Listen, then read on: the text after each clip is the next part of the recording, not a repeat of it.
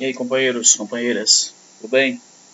A gente vai trabalhar a última temática da apostila de vocês, tá bom? Que fala sobre as constituições, as formas de governo, modelos econômicos.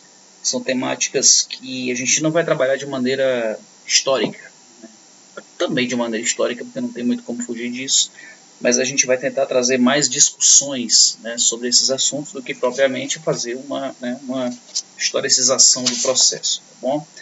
Então a gente vai falar sobre as constituições do Brasil, que para alguns historiadores são 7, para outros são 8, né, se você considerar de 69 como uma nova constituição, para outros é apenas um acréscimo da anterior de 67. Então a gente vai tentar fazer um passeio aí por essas constituições e também ver, né, os modelos de governo que já foram implantados no Brasil. A gente não vai chegar no período contemporâneo não, tá bom? A gente vai no máximo até o Fernando Henrique Cardoso, seria muito amplo a gente trazer para o mundo contemporâneo. Enfim, a gente vai tentar, né, trabalhar a organização política, social e econômica do Brasil, fugindo um pouco, né, daquelas longas explicações históricas que são muito legais, mas são muito demoradas, tá bom? Então, algumas coisas a gente deve começar destacando. Primeiramente, todo mundo sabe que a Constituição, imagino que saiba, é a carta magna do país, né? É a carta que discorre sobre as leis, né, a organização social e política do Brasil. De todos os países precisa estar, né, ali legitimado por uma Constituição, pelo menos as nações modernas têm Constituição. Isso é uma coisa muito antiga, né? Os primeiros códigos de leis aí que você tem conhecimento remontam aí à Mesopotâmia. São maneiras de tornar, né, as leis justas, ou pelo menos acessíveis para todo mundo. Dificilmente leis são justas, a gente sabe disso, né? Primeiramente, esse slide ele não está naquele padrão, né, do Januza, com aquela capazinha tudo, porque é um slide de uma aula que eu havia dado no próprio Januza ano passado, não foi para vocês, eu acho que foi para os terceiros do ano passado. Então, como ele já está todo prontinho, no esquemazinho aqui do Januza, então eu optei por deixar ele assim, tá bom? Seria muito trabalhoso mexer nele. Então, assim fica mais fácil, tá bom? Mais prático. Enfim, então, vamos lá, vamos começar a ver essas constituições e fazer um pouco de debate aí sobre a situação em que o país estava, porque as leis elas têm uma ligação muito clara com o país. Infelizmente, o Brasil ele costuma ser o contrário do restante do mundo, né? Enquanto no mundo o país se adapta às suas leis, aqui no Brasil não. Nós ajustamos a Constituição aos interesses de momento dos grupos que estão, né, hegemonicamente no poder. Eles ajustam as constituições a seus próprios interesses, mas há uma coisa muito incomum. Se você pegar as 8 constituições do Brasil, 7 delas têm uma característica muito forte: manter a população longe das decisões políticas nacionais. Certo? São constituições muito bem pensadas para garantir a não participação popular, né, do cidadão comum. Isso a gente pode até observar, tá bom? Com exceção da Constituição de 1888, que ela é justamente conhecida como Constituição Cidadã, justamente porque ela abre nesse leque de possibilidades aí de participação, mas as outras não, certo? Haviam sempre estratégias para garantir que o indivíduo comum não pudesse participar das decisões políticas de sua própria nação. Bom, o que acaba batendo de frente com aquela ideia que a gente ainda encontra algumas pessoas dizendo que analfabetos votarem é uma coisa ruim, porque eles não sabem votar. Então só é para votar as pessoas que, entre aspas, entendem e se interessam por política. Em primeiro lugar, isso não é nenhuma novidade. Pelo contrário, o Brasil quase sempre foi assim. O Brasil quase sempre foi assim, certo? E uma coisa que já ficou provado, até por esses modelos de organização política que excluía a população simples do direito ao voto, é que as elites só votam para elites, certo? Eles não pensam na construção de um país mais justo, igualitário, decente, não. Eles formulam políticas públicas no sentido de garantir os seus próprios privilégios. Nós começamos a ter transformações sociais no Brasil de fato, tímidas transformações sociais no Brasil, quando a população mais simples teve acesso ao voto. E eu estou falando de tímidas transformações sociais. Bom, mas aí a nossa primeira Constituição já foi uma Constituição autoritária, certo? Uma Constituição autoritária a gente chama de outorgada, que é uma Constituição que não teve participação nem popular e nem das pessoas que deveriam representar a população, no caso do Brasil, a Câmara dos Deputados, né? Foi uma Constituição que ela começou até bem. Quando o Brasil se tornou independente, vocês lembram dessa aula, em 1822, era necessário se pensar em leis para o país, era necessário escrever leis para o país.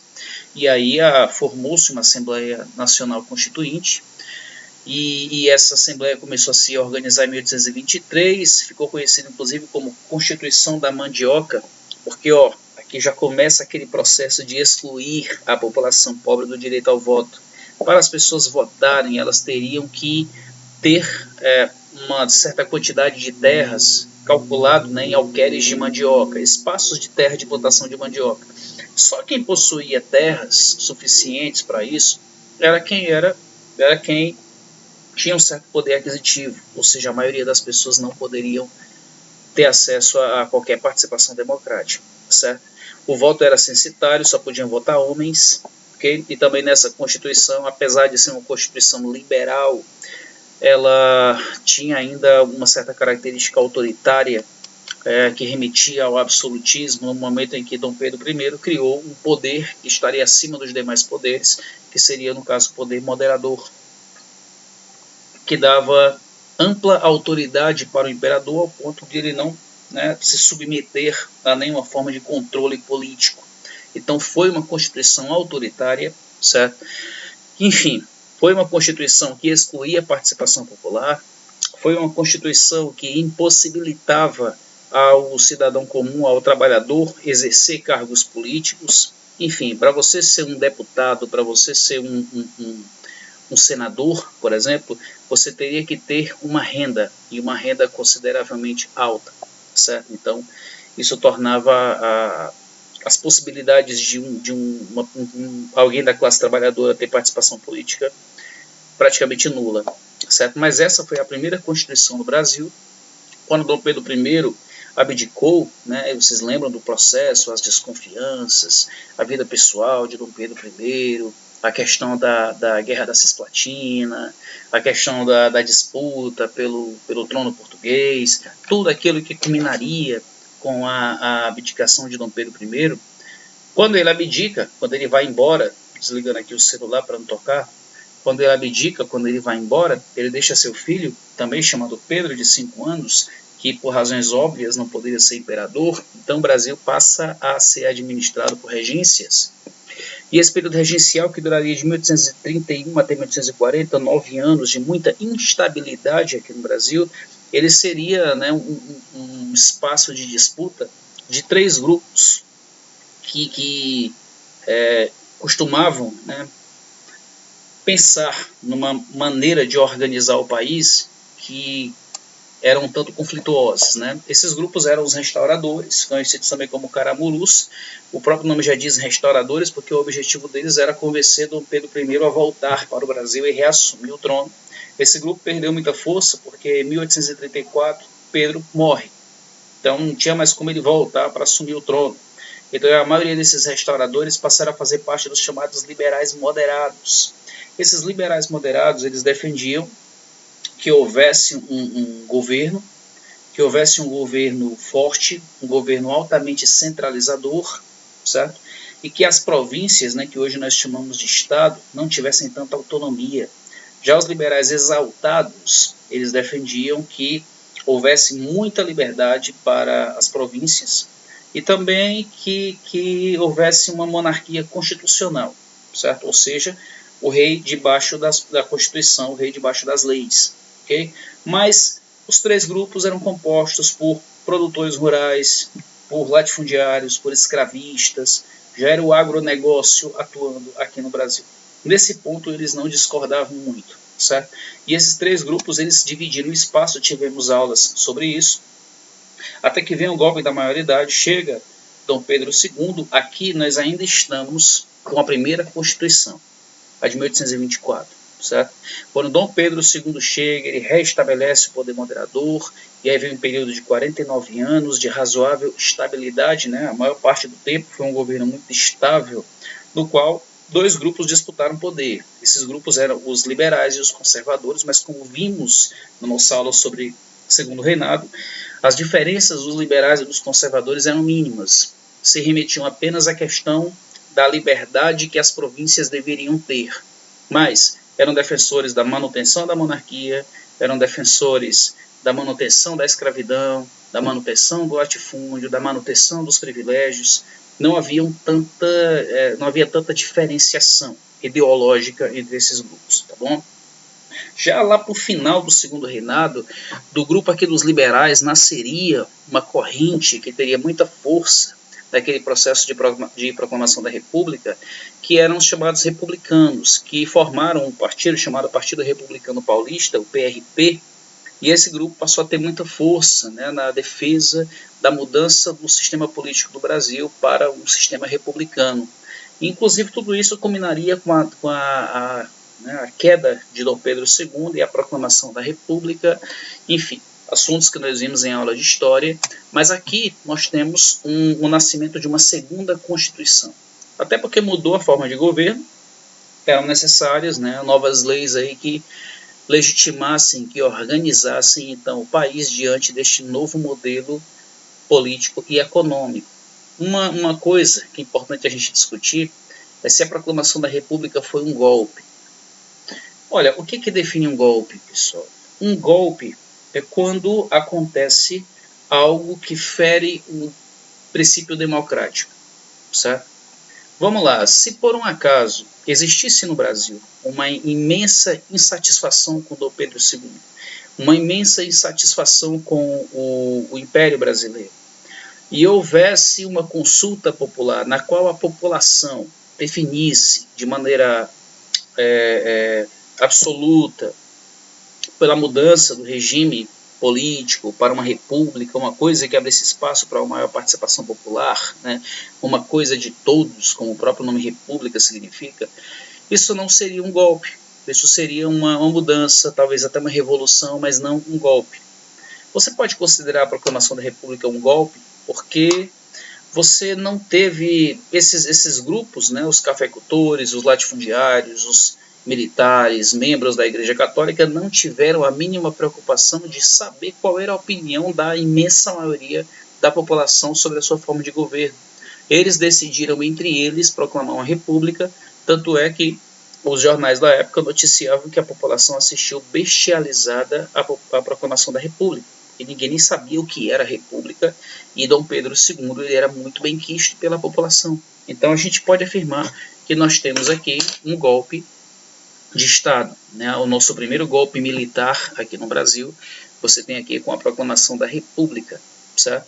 E essa República que deveria ser uma coisa de todos, na verdade, isso passaria a ser muito longe, porque o Brasil se organizaria no que a gente chama de política do café com leite, ou seja, uma estratégia criada pelos dois estados, né? Porque uma mudança que aconteceu no Brasil é que haviam grupos que disputavam ideologicamente o modelo que o Brasil iria seguir. Por exemplo, você tinha os militares, muito influenciados pelo positivismo, que defendiam que o Brasil deveria ser uma nação forte, centralizada, republicana, mas, enfim, com muita autoridade nas mãos do presidente. Você tinha os cafeicultores que defendiam uma liberdade maior para os estados, que fosse algo como acontecia e acontece nos Estados Unidos, né? Um governo federativo. E haviam também os jacobinos, como eram chamados, né? Os intelectuais da época, que defendiam que essa é uma oportunidade para você democratizar os espaços públicos de participação política e também de você criar uma igualdade social, de você fazer distribuição de terra, de você instituir escola pública para todos, de você dar direito ao voto para as mulheres, para os analfabetos, enfim. Mas nessa disputa acabou que esse grupo, os jacobinos, evidentemente foram excluídos, porque, como eu falei, o mais importante era garantir que não houvesse participação popular no país. Então a disputa ficou mesmo entre cafeicultores e militares. Então houve que meio uma junção dessas ideias, né? O Brasil se tornou um governo federativo, tanto é que o primeiro nome do Brasil é República Federativa dos Estados Unidos do Brasil. Isso mostrava o quanto era inspirado, né, no governo estadunidense, no governo norte-americano. Havia um presidente forte, né, no caso Marechal Deodoro, depois Floriano, havia um governo forte ali centralizado. A nossa bandeira, muito influenciada pelo positivismo, a nossa bandeira que já tem um discurso autoritário no seu nome, né, ordem e progresso. Ordem. Ordem não no sentido positivo, enfim, de organização, né? Ordem no sentido mesmo de autoridade. Um governo que impusesse autoridade, hierarquicamente falando, muito perfil dos militares, né? Enfim, essa foi a primeira fase, a fase militar, chamada República da Espada, que não duraria muito tempo. Depois do Floriano, muitos problemas aconteceram, né, que nós vimos em aula de história, empréstimos, emissão de moedas, de maneira mal pensada, que geraria inflação, o Campos Salles fazendo empréstimo para pagar empréstimo. Eu não vou explicar isso porque vimos isso, aliás, veremos isso daqui a pouco nas nossas aulas, e é muito longo explicar e já está com quase 16 minutos, eu tenho que avançar, né? Mas veremos isso. Foi um momento de muita crise econômica, dessa primeira fase, o que não mudou muito quando você tem a política do café com leite, né, que foi aquela fase em que os dois estados mais ricos do Brasil, São Paulo e Minas Gerais, criaram uma mega estrutura, a chamada política dos governadores, para conseguirem se perpetuar no poder. A ideia é que um presidente sempre fosse aquilo oscilasse, né? Que numa eleição o presidente fosse de São Paulo, na outra eleição de Minas Gerais, que houvesse essa alternância de poder apenas entre esses dois estados, justamente para garantir que as políticas públicas tomadas no Brasil sempre seguiriam nos interesses desses dois estados, certo? Então você tem aqui uma apropriação do Estado brasileiro por um grupo privilegiado querendo garantir o Brasil como uma nação, uma potência rural, né, com um agronegócio extremamente poderoso. Então, nessa Constituição, que foi a Constituição que veio 2 anos depois da proclamação da República, em 1891, eles instituíram o voto masculino apenas. Você tinha que ter mais de 21 anos para você poder votar, tinha que ter uma certa renda para você poder votar, certo? E, enfim, ou seja, quase ninguém. E outra coisa, você tinha que ser alfabetizado para poder votar. Cara, é só você parar para pensar. Olha como o povo não podia participar. Primeiro, mulher não podia votar. Imagine 100% da população brasileira. Mulher não pode votar.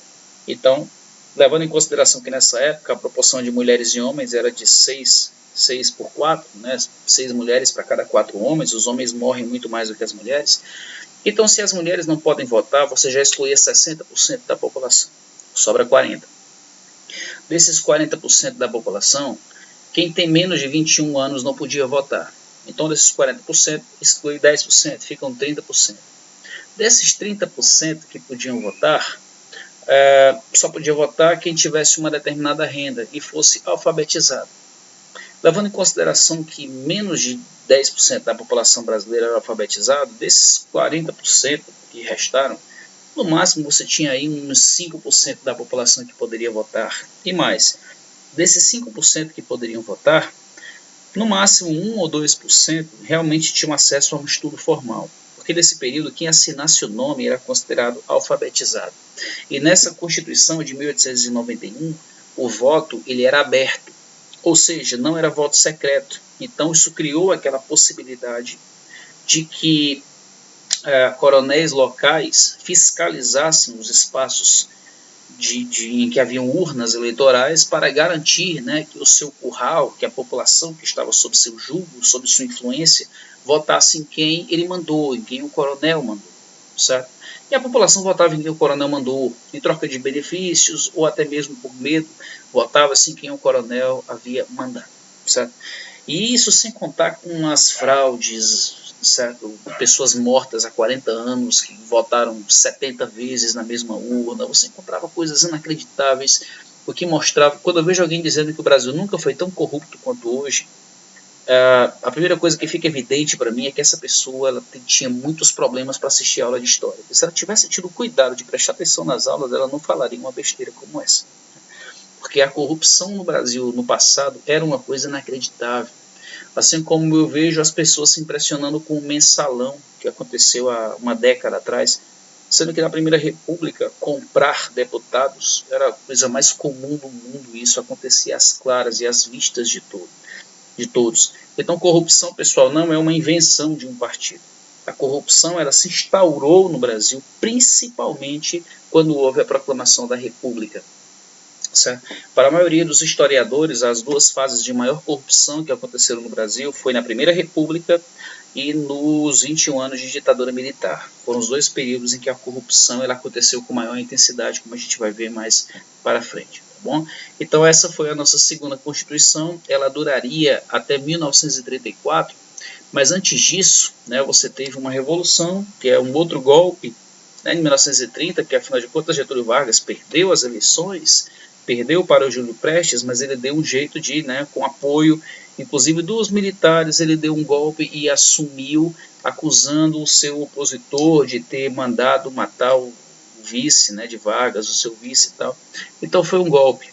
E Vargas, se você olhar pelo período temporal aqui, 1930, você tem uma fase em que estava florescendo na Europa aquele pensamento autoritário, pensamento fascista. E Vargas ele era um cara muito influenciado pelo fascismo. Naquela época não haviam debates, né, de que o fascismo seria uma coisa ruim. Até porque o fascismo ele surgiu valendo-se de símbolos que as sociedades em geral consideram como positivos.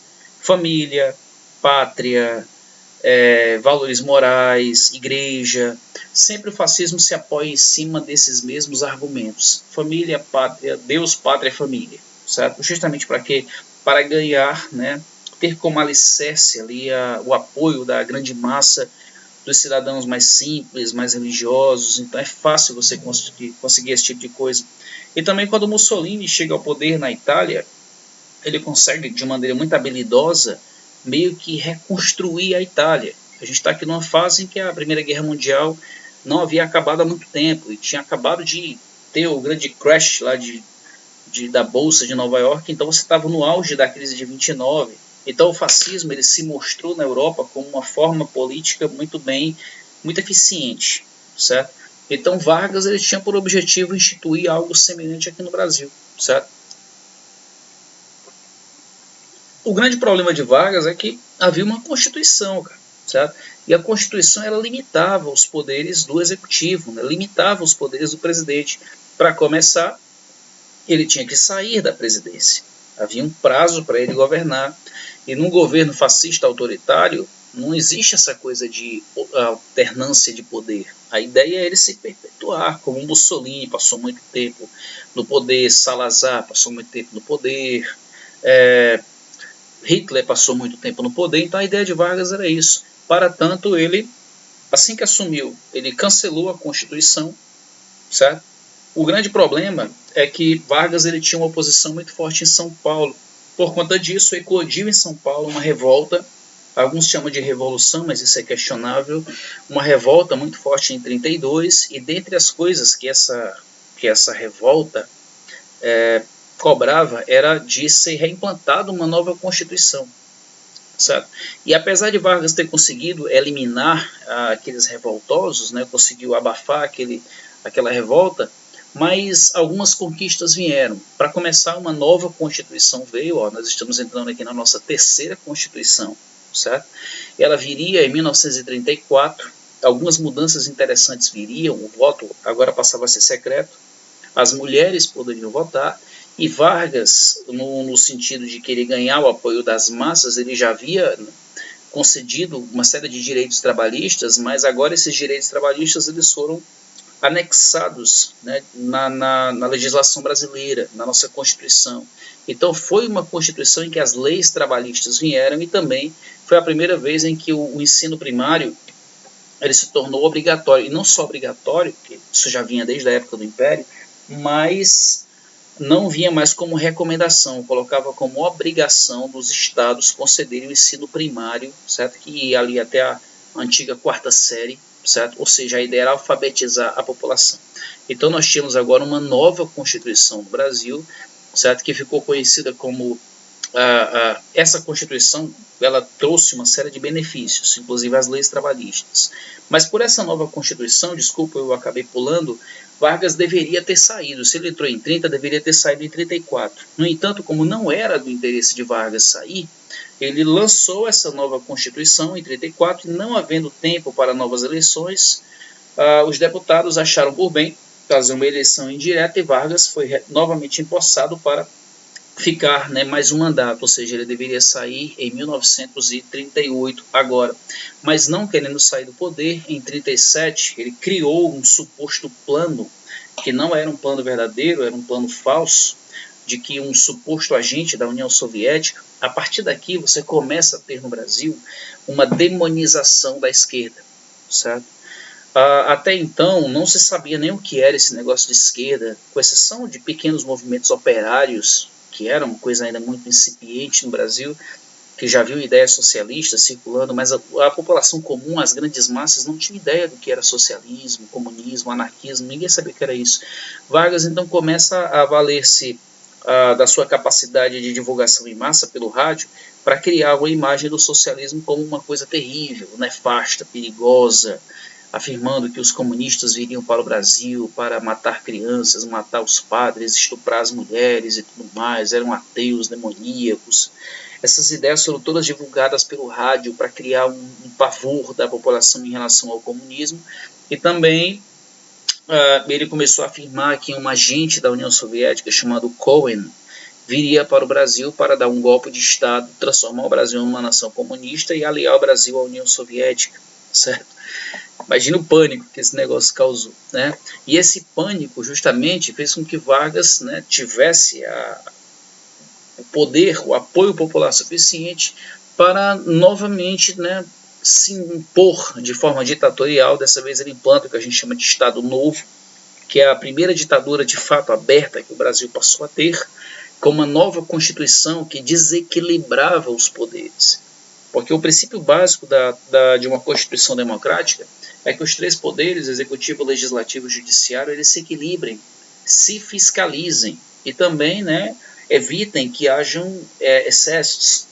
Mas Getúlio Vargas ele desequilibrou esse processo, ele criou um executivo muito forte, certo?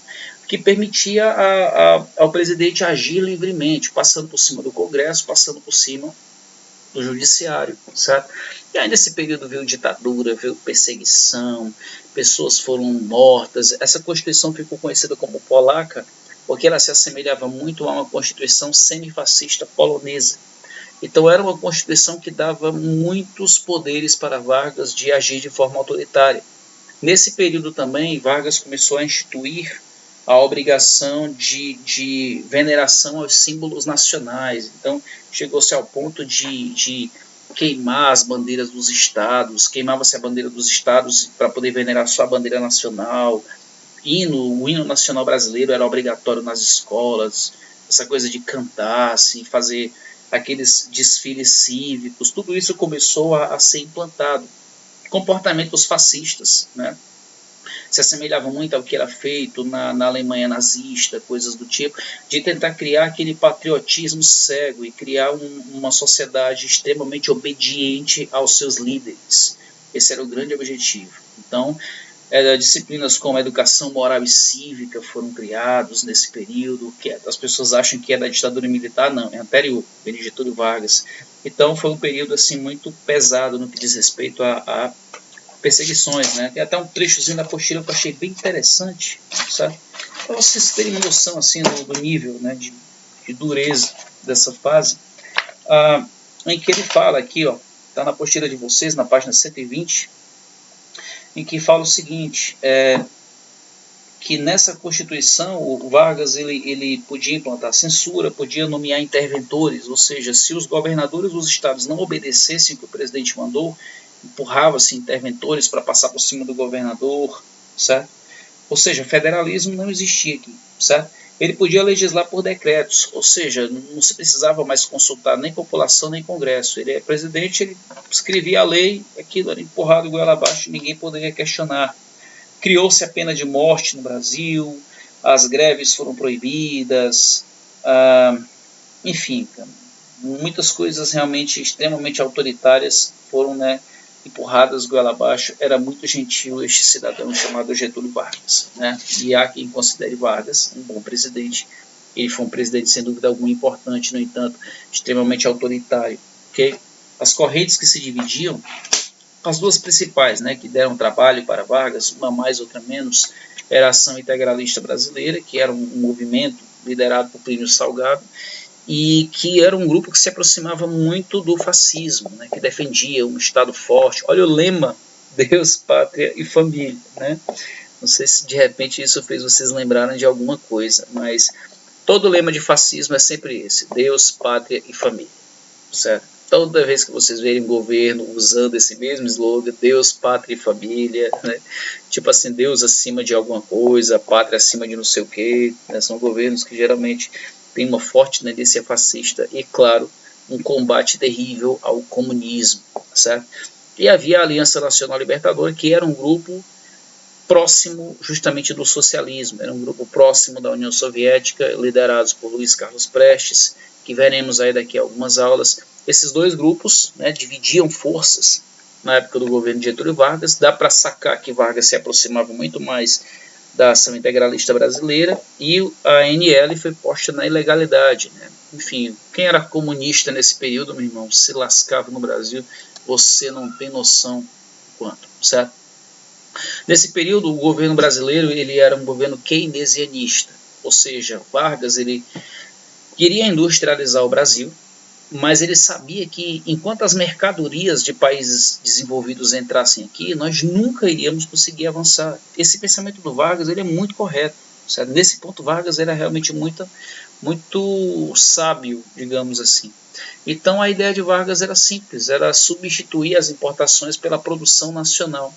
Então, muitos concursos públicos vieram, ele criava muitas empresas estatais, certo, para garantir o controle do Brasil sobre a produção do aço, sobre a produção do petróleo, sobre a produção, enfim, de coisas consideradas essenciais para o funcionamento do país, certo? Enfim, então nesse ponto o Brasil se desenvolveu muito economicamente. Isso, claro, desagradava enormemente as nações industrializadas, sobretudo, né, os norte-americanos que queriam a todo custo empurrar goela abaixo suas mercadorias aqui no Brasil. Esse foi um dos principais fatores para justamente a queda de Getúlio Vargas. Getúlio Vargas caiu em 1945, a gente vai ver em sala de aula a situação com que isso aconteceu, e aí nós tivemos um curto período democrático aqui no Brasil, certo? Que viria de 46 até 67, que foi um período de muita instabilidade mesmo, certo?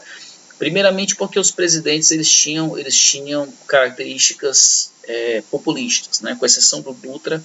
O Dutra viria logo depois de Getúlio Vargas, e depois do Dutra, Vargas voltaria. Dutra era um militar, então ele buscou uma aliança direta com os Estados Unidos.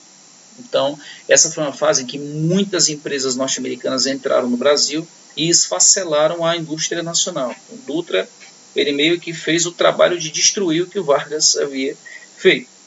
No entanto, depois de Dutra, Vargas volta.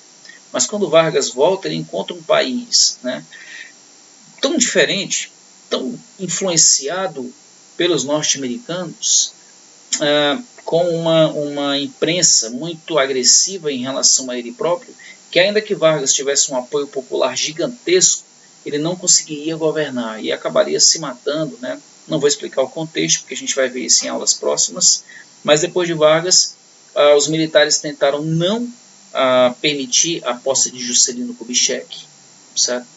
A primeira tentativa de golpe militar que os militares tentaram fazer, né, depois da proclamação da República, foi justamente com o Juscelino Kubitschek. Na verdade, foi até antes. Quando Vargas estava resistindo, né, a pressão estava muito grande sobre ele, os militares já tramavam instituir um governo autoritário aqui no Brasil, mas quando Vargas se matou, aquilo ficou muito inviável, porque a comoção nacional foi imensa. Não era um momento oportuno para os militares tomarem o poder. Algumas pessoas de repente podem pensar: por que o Brasil teve tantas constituições? Os Estados Unidos só tem uma, já tiveram uma, desde do processo de independência até hoje, lá ele só tem uma Constituição, a mesma. Tem duas razões para isso. Primeiro, a Constituição americana ela é muito ampla, ela é muito subjetiva, certo? Ela não é tão específica quanto as constituições brasileiras, certo? Segundo, os Estados Unidos eles têm muita estabilidade política, né? Não estou falando econômica, estou falando política. Ou seja, eles não têm lá forças armadas golpistas. Eu vou usar uma palavra pesada, mas aqui no Brasil a realidade é essa. A gente ainda está em 1946 e olha quantas vezes eu falo de militares tentando dar golpes no Brasil, certo? Então lá os militares eles respeitam o processo democrático. Aqui no Brasil não. Aqui no Brasil muitas vezes a opinião popular ela é um mero referendo. Ela não tem poder de decisão, certo? Então mais uma vez os militares estão aqui. Olha, os militares derrubaram o imperador. Os militares botaram Vargas. Os militares derrubaram Getúlio Vargas. Os militares tentaram derrubar Vargas outra vez, quando ele se matou. Os militares tentaram impedir a posse de Juscelino Kubitschek. Os militares tentaram impedir a posse de João Goulart, como a gente vai ver daqui a pouco. Então, cara, e os militares deram golpe em 64, deram golpes entre eles. Os militares davam golpes nos militares, certo? Enfim, então é uma situação realmente muito complicada.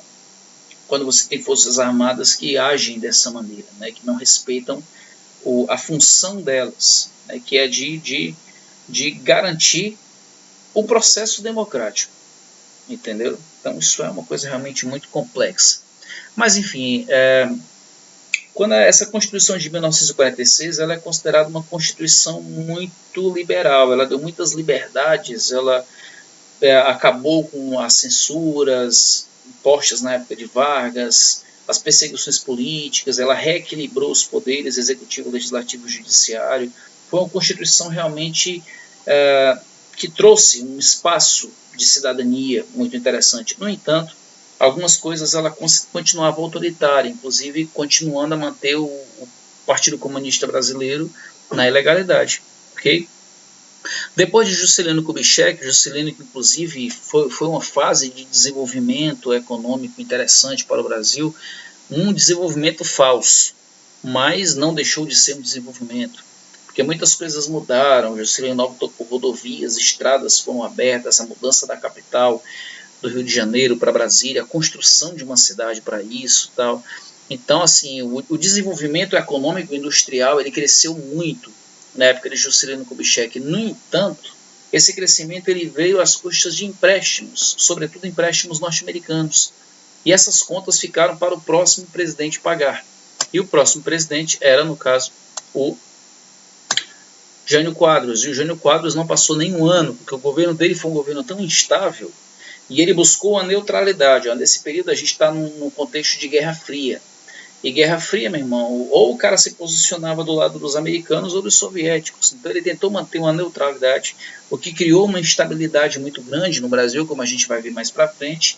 E aí acabou que ele renunciou e quem assumiria no seu lugar seria João Goulart, que era um comunista aberto, deixava claro que ele era um comunista. Então os militares não quiseram permitir a posse de João Goulart sob nenhuma circunstância. João Goulart só conseguiu assumir porque caso isso não acontecesse, o Brasil entraria numa guerra civil, que é porque no Rio Grande do Sul o governador de lá ameaçou que mandaria as suas forças armadas locais para Brasília, né? Então haveria uma guerra civil aqui no Brasil se os militares não quisessem permitir, certo? Enfim, então, mas quando o João Goulart assume, ainda que ele assuma a presidência, mas ele não consegue governar, porque os militares, né, juntamente com os membros do Congresso, instituem um parlamentarismo, o que retira do presidente o poder de decisão. Agora, por que João Goulart era tão temido? Não é porque ele era só comunista, mas é porque as propostas do João Goulart eram propostas que mexeriam demasiadamente com privilégios. Se existe uma palavra para definir o Brasil, pessoal, é privilégio. Porque o Brasil, desde o período colonial, o que faz as diferenciações sociais acontecerem são os privilégios. Então, no momento em que um presidente assume prometendo, vou citar dois, certo? Eram vários, certo? As reformas de base eram várias, mas eu vou citar duas. Primeiramente, reforma agrária, uma imensa reforma agrária. certo? Isso ia mexer com o quê? Com aquelas possessões que remetiam ainda ao Brasil colônia, as capitanias hereditárias, as sesmarias, uma quantidade imensa de terras sem utilização seriam distribuídas para a população rural, certo? Ou seja, nós teríamos uma grande distribuição de terras, uma imensa reforma agrária que resolveria de maneira muito substancial o problema dos conflitos no campo, certo? Mas isso mexeria com privilégios, ok? Um outro problema é educação. Ele queria colocar para um cidadão chamado Paulo Freire, que você já deve ter ouvido falar, Bolsonaro gosta muito de Paulo Freire. O Paulo Freire, ele era um educador que ele criou um método de educação extraordinário, que educava pessoas em pouquíssimo tempo, alfabetizava pessoas em pouquíssimo tempo, e não era uma alfabetização qualquer, era uma alfabetização consciente, criando nas pessoas uma ideia de que as desigualdades sociais elas não são naturais, e que nós devemos lutar para combater as desigualdades sociais, colocar na cabeça das pessoas a ideia de que existem exploradores e explorados. Isso mexeria com o quê? Mexeria com o quê? Com privilégios, certo? Então essas coisas assustavam muito a elite econômica brasileira, que é a parte pensante de fato do Brasil, e essa elite, ainda que muito pequena, ela consegue controlar um grupo maior, que é um grupo que não tem grande poder de reflexão, que é a classe média brasileira. A classe média brasileira é um grupo, se você dividir o Brasil numa hierarquia, você tem aqui a população pobre, você tem a classe média e você tem a elite, assim, quilômetros acima. Mas essa classe média, ela jura que é mais próxima da elite do que da população pobre.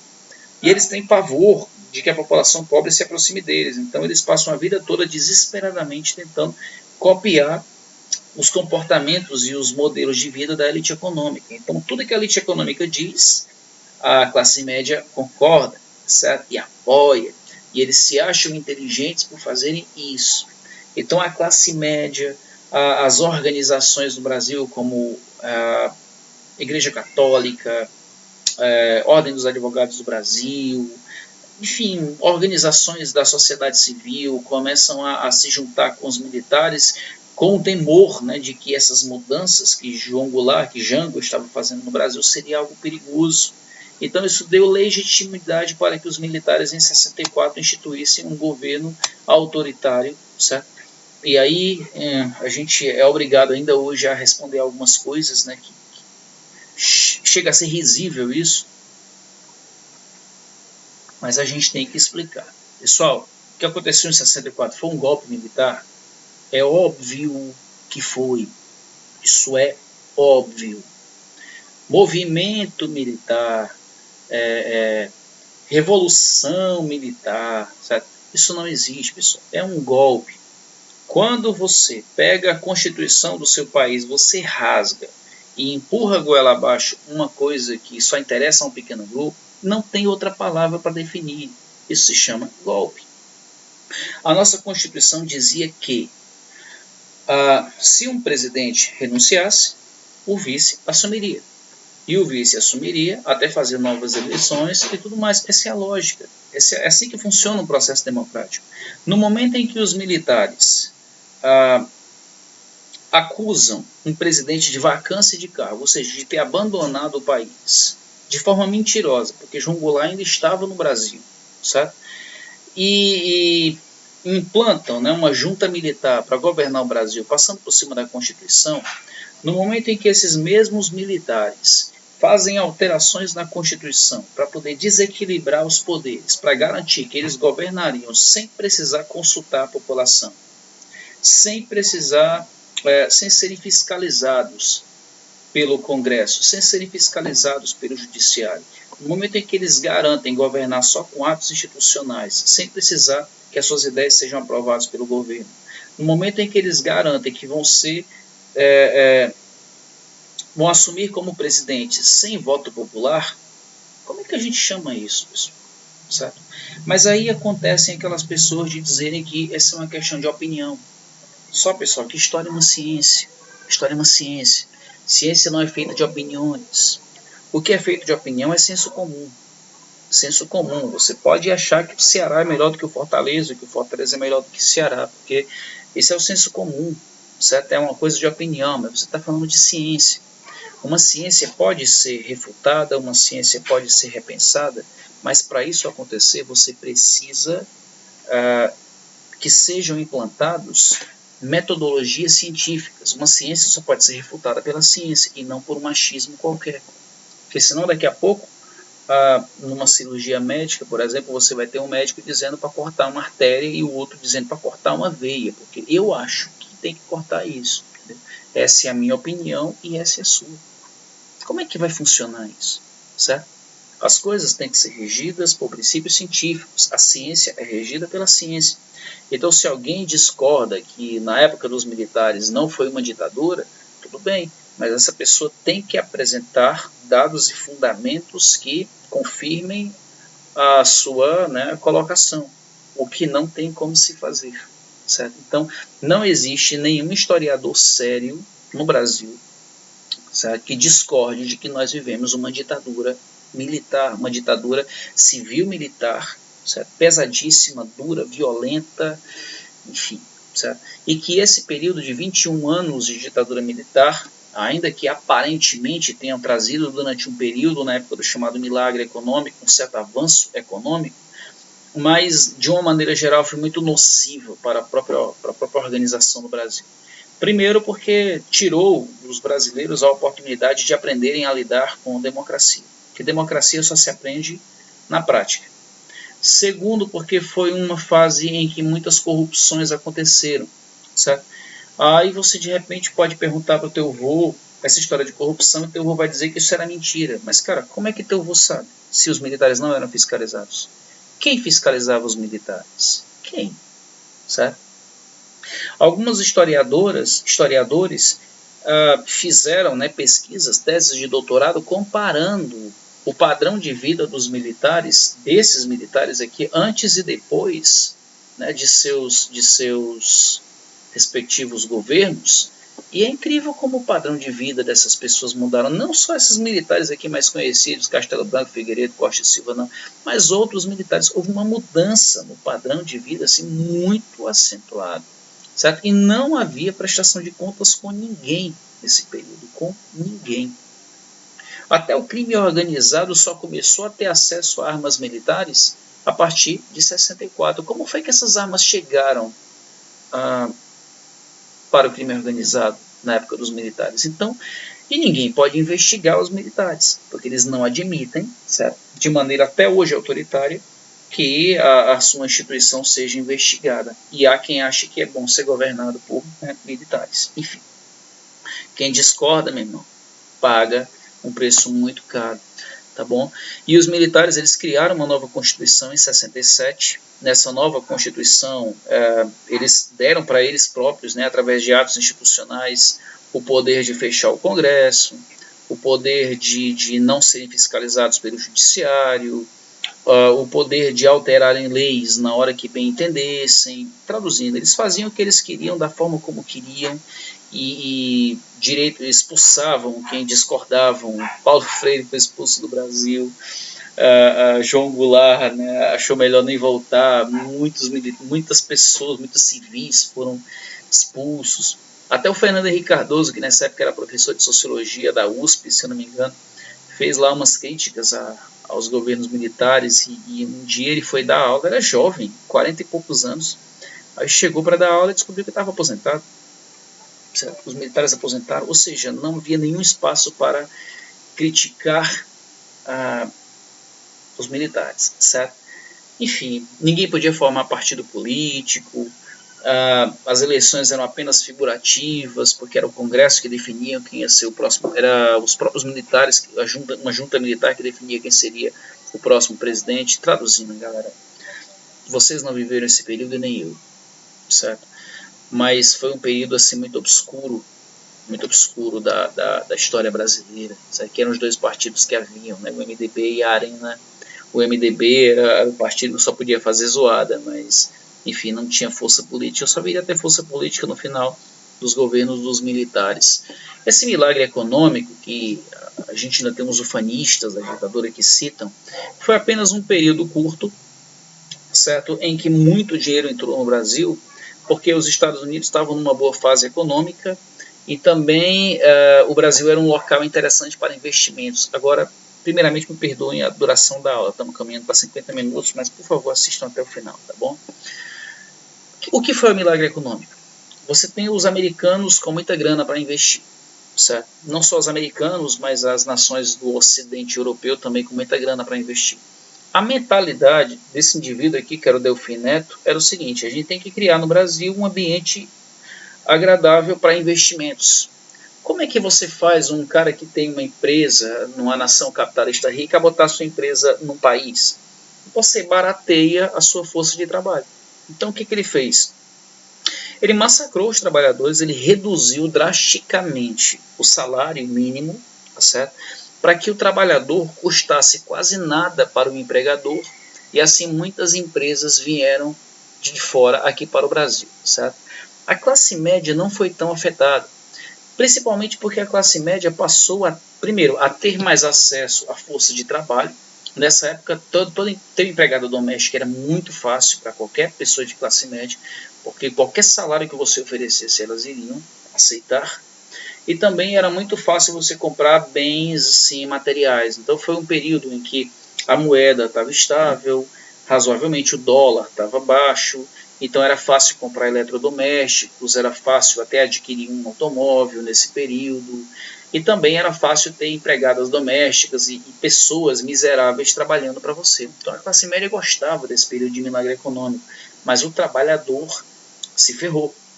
Na mentalidade do Delfim Neto, você tinha que fazer a economia crescer para que depois houvesse uma suposta divisão dessa riqueza. No entanto, a gente está esperando ainda essa riqueza vir. E ela nunca foi distribuída, muito pelo contrário. Na época dos militares aconteceu a maior concentração de renda da história do país, porque a população que já era pobre, ela foi empurrada para um estado de miséria quase que absoluta. E a classe média viveu um períodozinho de estabilidade, mas depois começou a afundar em longos processos inflacionários que viriam depois.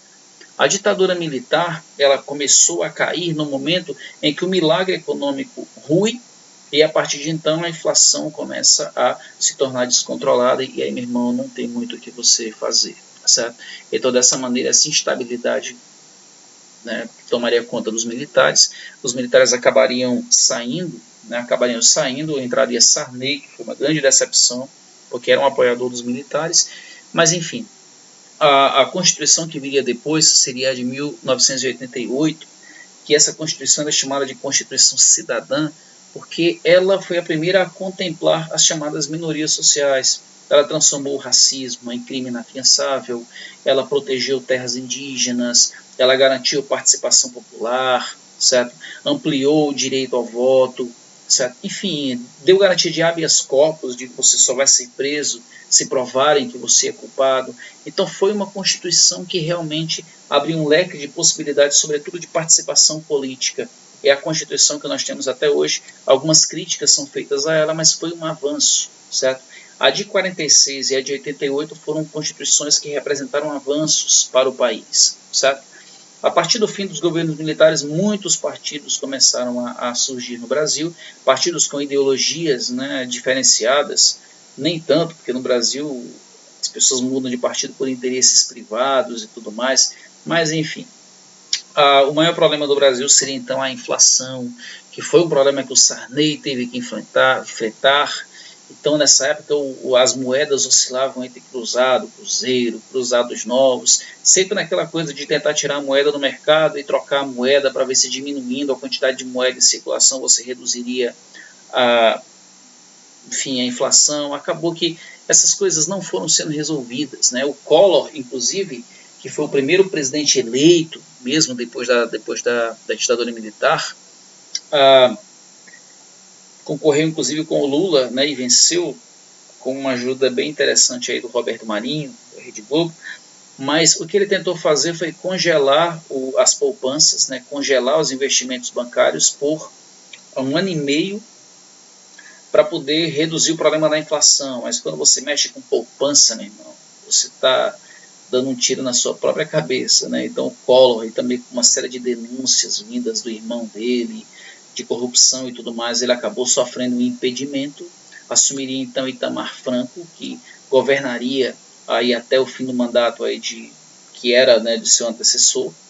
Enfim, a grande mudança que de fato aconteceria no Brasil foi com esse cara aqui, ó, que na época era ministro da Fazenda, o Fernando Henrique Cardoso.